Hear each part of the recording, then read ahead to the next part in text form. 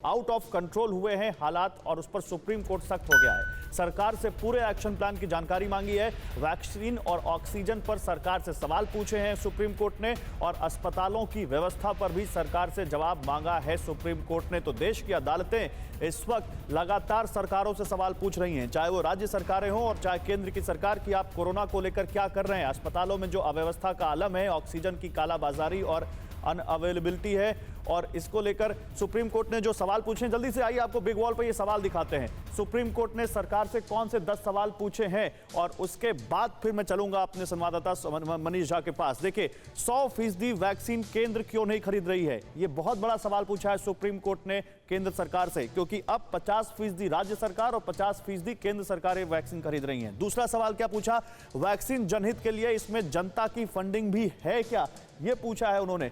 तीसरा सवाल क्या पूछा, केंद्र बताए वैक्सीन की कीमत में अंतर क्यों है, क्योंकि अलग अलग कंपनियां अलग अलग लोगों को अलग अलग दामों पर वैक्सीन दे रही हैं। चौथा सवाल, जो लोग पढ़ लिख नहीं सकते, निरक्षर है, मोबाइल स्मार्टफोन यूज नहीं करते या इंटरनेट यूज नहीं करते, वो रजिस्ट्रेशन कैसे कराएंगे, उनके रजिस्ट्रेशन का क्या इंतजाम है, क्योंकि बिना रजिस्ट्रेशन के वैक्सीन नहीं मिल रही है।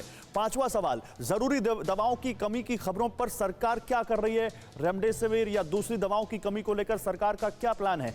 छठा सवाल, नया म्यूटेंट आरटीपीसीआर में नेगेटिव आता है, इस पर क्या तैयारी है, यह सवाल पूछा सुप्रीम कोर्ट ने। देखिए कितने बड़े अहम सवाल हैं जिनसे पूरी दुनिया, इस वक्त पूरा देश लगभग जूझ रहा है। सातवां सवाल, आरटीपीसीआर में नेगेटिव आने वाले मरीजों के लिए क्या पॉलिसी है। बहुत सारे केसेस हैं जहां आरटीपीसीआर में नेगेटिव आने के बावजूद मरीज के फेफड़ों में संक्रमण मिलता है। आठवां सवाल, अस्पताल एम्बुलेंस की कमी पर क्या कदम उठाए हैं सरकार ने। नौवां सवाल सुप्रीम कोर्ट ने जो पूछा, मरीजों की भर्ती के लिए सरकार क्या कर रही है, बहुत सारे अस्पतालों ने तो मरीजों को लेना बंद कर दिया है।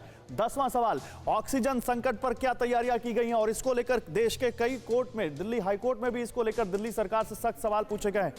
आइए चलते हैं अपने मेहमानों के पास और पहले मनीष झा के पास चलते हैं। मनीष, लगातार आप सुप्रीम कोर्ट की सुनवाई को ट्रैक कर रहे हैं। सुप्रीम कोर्ट ने कुछ बहुत सख्त केंद्र सरकार से सवाल पूछे हैं, बताइए जरा उनके बारे में और इसको हम आगे कैसे देखें। देखिए गौरव, सुप्रीम कोर्ट ने एक बात बहुत महत्वपूर्ण ये कही है कि हम इस पूरी प्रक्रिया में एक सहयोग देना चाहते हैं। हमारा मकसद ये है कि हम मूक दर्शक बनकर नहीं रहें, बल्कि हम कुछ ऐसा करें जिससे कि लोगों को राहत मिल सके।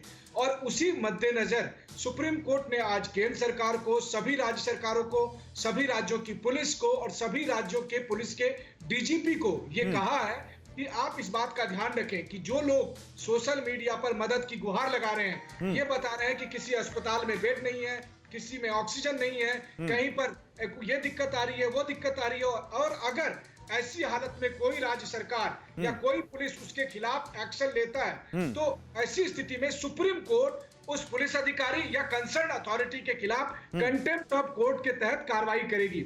फिक्र आपकी, सोमवार से शुक्रवार रात 9 बजे सिर्फ TV9 भारतवर्ष पर।